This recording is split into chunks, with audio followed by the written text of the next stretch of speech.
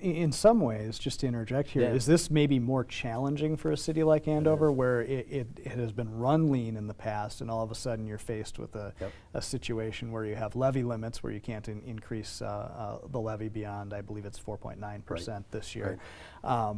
And yet you have to find ways to cut. Exactly. So in some ways it makes it seem harder. At what point are you cutting into essential services then? It's getting close. I mean, we are cutting into some services. I've had people email me because the rumors out there, and yes, we are looking at that for this winter, is not to fund, or we're not funding our rink attendants at the different skating rinks that we have for the warming houses. Rinks will be open, they'll be flooded, and they'll be running, but we're not going to have the warming houses open. That was a way to save about $18,000 out of our budget. We found little ways to do it, and our staff has been great.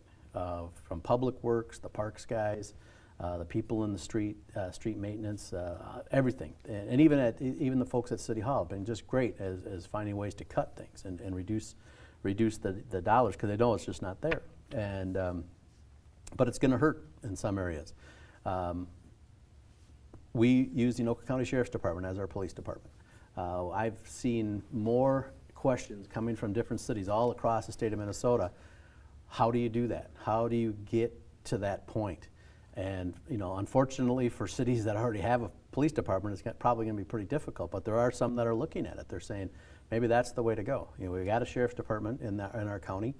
Maybe we should use our sheriffs as our police department. We've got a great rapport with our police department, with our sheriff's department, so it's been great for the city of Andover, and it does save us money. But and they've come forward, and they're only going to see about a 2% increase over their budget from a year ago. So we're keeping the essential services of police, fire, your street maintenance, your plows, but it's getting close. I mean, we're not cutting the grass quite as often in the parks. We're not, trying not to water as much as maybe we did in the past. Luckily for us, we had a cool summer, so that probably helped out a little bit. But boy, if we get hit by a late storm, like we did in 2005 when tornadoes came through, and the last day of summer, that's going to hurt. That's going to hurt a lot. Sure. Going back to the employees, you mentioned before that they're taking a 4-hour-a-week cut in the number of hours, or 4-hour per pay period. I guess it's a biweekly pay period. So employees in the city of Andover are actually facing, at least on a temporary basis, about a 5% reduction in salary. Is that right? They are. And it's not a good situation. We've got, like I said, I've always said we've got a great group of people that work for the city. They're very proud of their city. Many of them live in Andover. But they realized up front, and we were open with them, here were the cuts that we have to make. We have to get down here to this balanced budget, and we need your help. And they came through with some of the ideas. But at the same time, we can't cut too far, otherwise you start cutting into staffing, and you can't staff up for emergencies or issues like that. And presumably that helped prevent some other layoffs potentially as well. And that was their goal. They didn't want to see the layoffs. Some were going to come. We laid off from the building department because we just don't have as much building going on, so we don't need as many inspectors and that type of thing. But we're going to also share with some of our surrounding cities. Ham Lake is going to use some of our maintenance folks to work on some of their vehicles. We offer that out. So that's a way for the city to bring in a little revenue at the same time.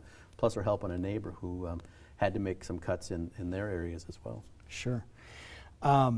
Going back to something that the city did spend some money on a few years ago as a kind of an improvement for the city, improvement for quality of life, the community center was built, I believe, 5 years ago now. And I'm curious as to how that's working out in terms of the financing of the community center. I maybe confess I do know a little bit about it since I'm on the Community Center Advisory Commission. So you'll correct me if I get anything wrong? I'll try. I don't have all the numbers in front of me. But I'm curious from the city council's perspective, from your perspective as mayor, how that's working out in terms of being an added service to the city, and as far as how it's been managed fiscally as well. Well, the community center is doing great. As far as the rental of ice time and the field house, certain things, we were worried about the field house. A lot of discussions we had night after night about, is it going to be a black hole? Are we going to be able to, are we going to have to start pouring money into it? We don't have to.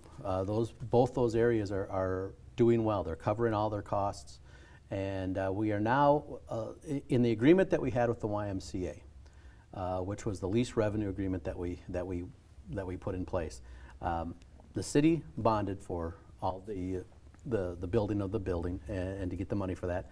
And then we covered for the first couple of years until the YMCA got up and running, and then now they're paying us. Now we get a $600,000 or so a year coming in from the Y, which goes into taking care of that. And now we can get to the point where we'll see what the taxpayers see on their bills begin to decrease.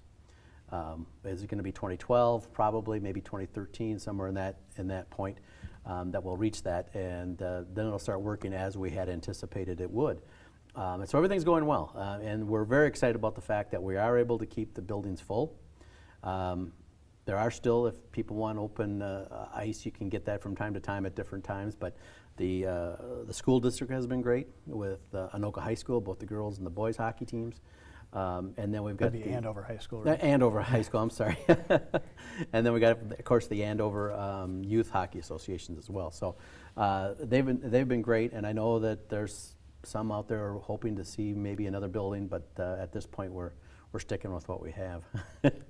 Excellent. Well, that's good news, and I often hear from people all around the metro area what a nice facility that is, Yeah, when they it have is their a kids great- come up to play volleyball or play hockey or other sports as well. Yep.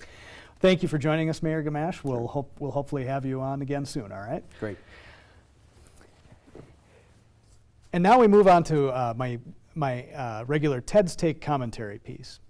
Good news came for many Anoka County commuters last week as the opening of North Star Commuter Rail was announced for November 16th. With an estimated daily ridership of 3,400 projected for 2010, the line should help curb the amount of cars crowding the North Metro's freeways.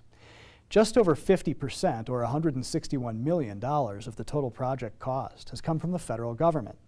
And while many critics would argue that Minnesotans are still paying those taxes, they lose sight of the fact that these are funds that would almost certainly have gone to another transit project in another state if North Star had not been built.